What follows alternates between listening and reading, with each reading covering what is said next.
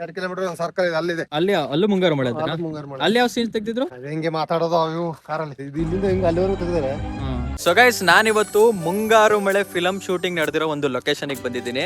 So ಈ ಜಾಗ ನೋಡಿದ್ರೆ ಸುಮಾರು ಜನಕ್ಕೆ ಗೊತ್ತಾಗ್ಬಿಡುತ್ತೆ. ಅಂದ್ರೆ ಈ ಫಿಲಮ್ ಅಲ್ಲಿ ನೀವು ನೋಡ್ಬೋದು, ಗಣೇಶ್ ಅವರು ಮತ್ತೆ ಪೂಜಾ ಗಾಂಧಿ ಅವರು ಈ ರೂಟ್ ಅಲ್ಲಿ ಒಂದು ಕಾರಲ್ಲಿ ಬಂದ್ಬಿಟ್ಟು ಹಿಂಗ್ ನಿಲ್ಲಿಸ್ಕೋತಾರೆ.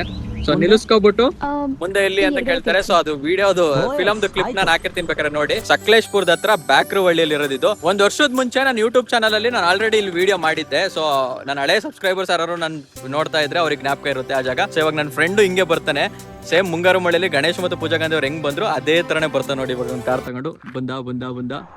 ಸೊ ಇದೇ ತರನೇ ಅವ್ರು ಬರ್ತಾರೆ.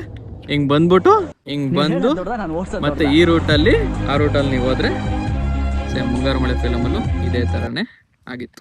ಪಕ್ಕನಾ ಲಾಸ್ಟ್ ಟೈಮ್ ಬಂದಾಗ ಅದೇ ಮುಂಗಾರು ಮಳೆದು ಪಾಯಿಂಟ್.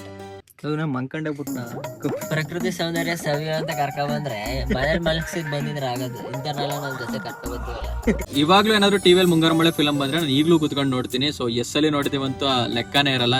ಆದ್ರೆ ಯಾವಾಗ ಬೇಕಾವಾಗ ಅಂದ್ರೆ ಎನಿ ಟೈಮ್ ಯಾವಾಗ ಬೇಕಾದ್ರೂ ನೋಡೋ ಅಂತ ಫಿಲಮ್ ಅದು.